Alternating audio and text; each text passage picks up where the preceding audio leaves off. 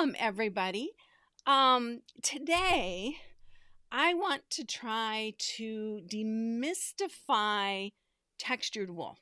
Okay, so textured wool, while it isn't officially textured, because textured usually means you can feel the texture, textured wool, when we say that in the rug cooking world, what we mean is that it has a visual pattern to it, usually a plaid or a check or a stripe or a herringbone or a houndstooth, something along that line. That's what we're talking about. And they can be very confusing for particularly new rug hookers on how do I use these? You've got a big old plaid, such as, say, this guy. How do you use that? What do you use it for? There's a lot of different things that you can use it for. You just have to know how to go about it, okay? So, the first line of defense for using textured wool is to use this. Boom, right here, a texture sampler.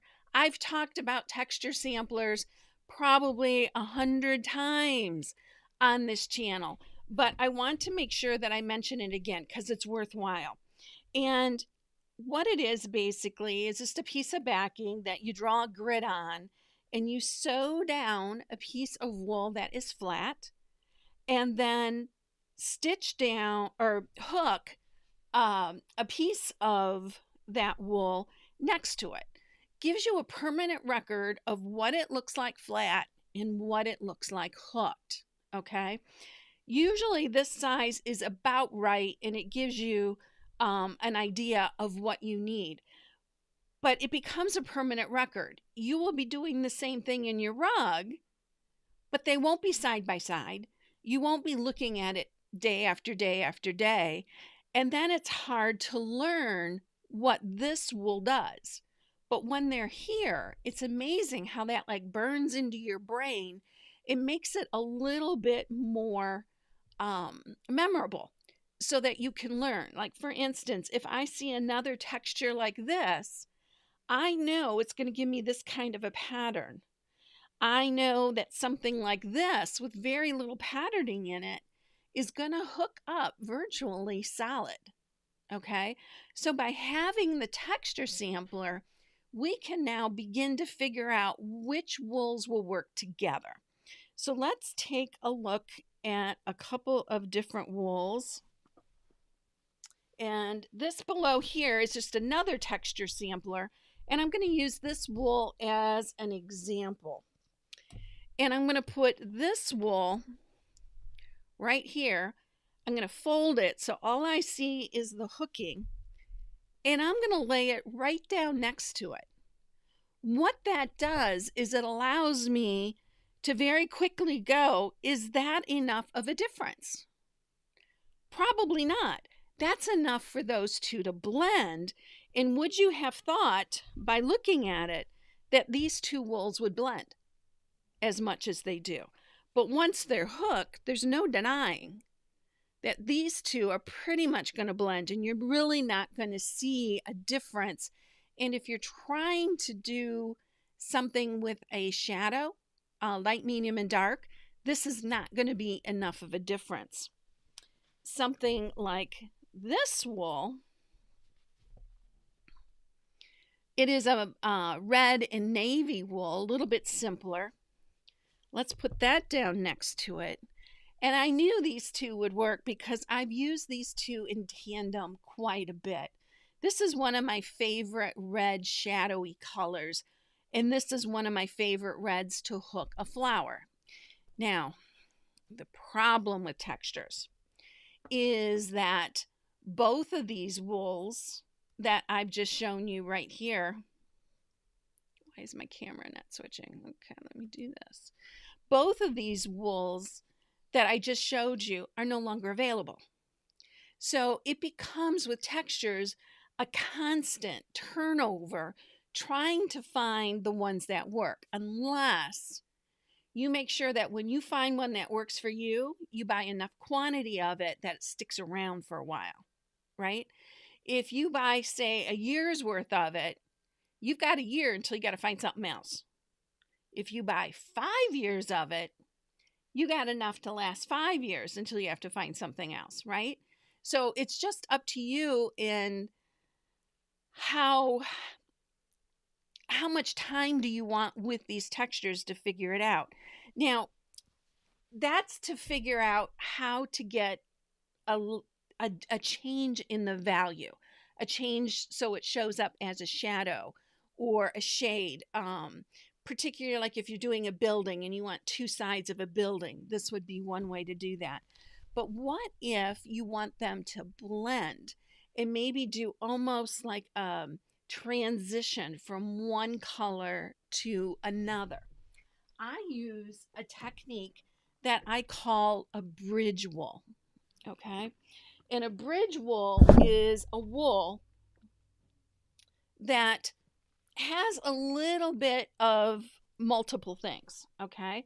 So this one, actually, I'm going to use the down camera for this too. It'll be a little bit easier. This wool is a nice red raspberry kind of a texture, but when it hooks up, it's going to hook up relatively dark. So if I'm hooking a flower, I'm going to want something lighter to work as a shadow, right?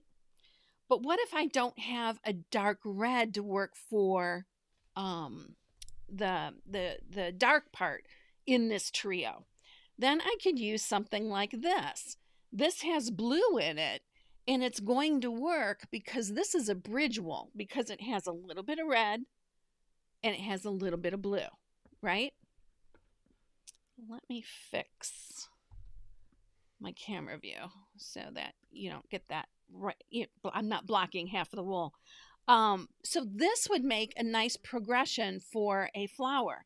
It's going to have sort of a bluish sort of shadow area, which I like that for shadows. I like bluish or purplish for shadows because they always blend into the background. I like a big plaid with lots of variation for my fill. And the other color, the one that I'm going to use for the highlight, I like that to be what I call a sparkly wool. And this is a sparkly wool. Now, there's no metallic, there's no metal. It's not actually sparkly. But when wool is hooked, it has an energy where it almost vibrates. And for the highlight wool, I'm only going to use a little bit of it, right? So that works out perfect for that. Let me show you another example of a bridge wool. Okay, here's a dark brown, one of my favorite dark browns for a background. But in this case, maybe this is like, I don't know, one side of something or whatever. This wool has a little bit of blue and a little bit of brown. So it creates a nice bridge from the brown to a blue like this. If I try to put this with that, immediately it's going to be a little bit jarring. But if I have this in between, I'm going to get a little bit more of a blending than I would have gotten before. Now, I'm not sure what you would hook with that, but that's a good example. Here's an example for a yellow flower. Not so much a great bridge wool per se.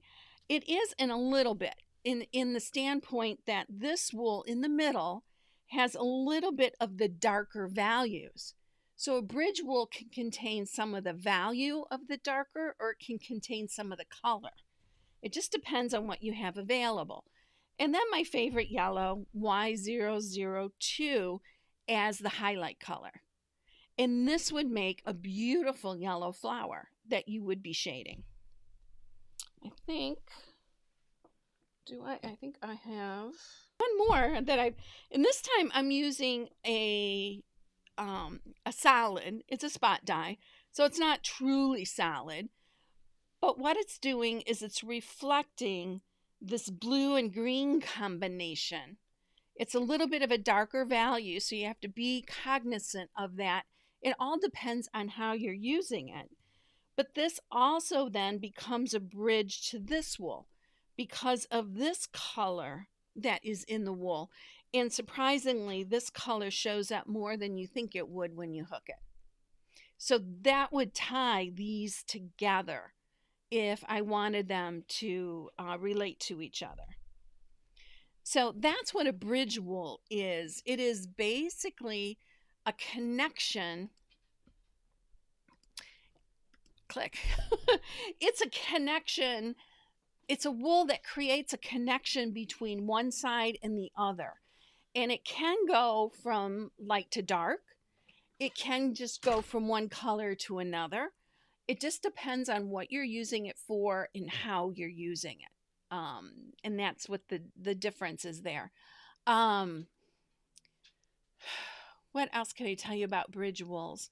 Bridge wools are usually, but not always, because you saw me use that spot dye, they're usually a large plaid with multiple colors in it. I'll also use a bridge wool as the basis for a color plan. If it's got enough colors in it, that might be everything you need to make that color plan, right?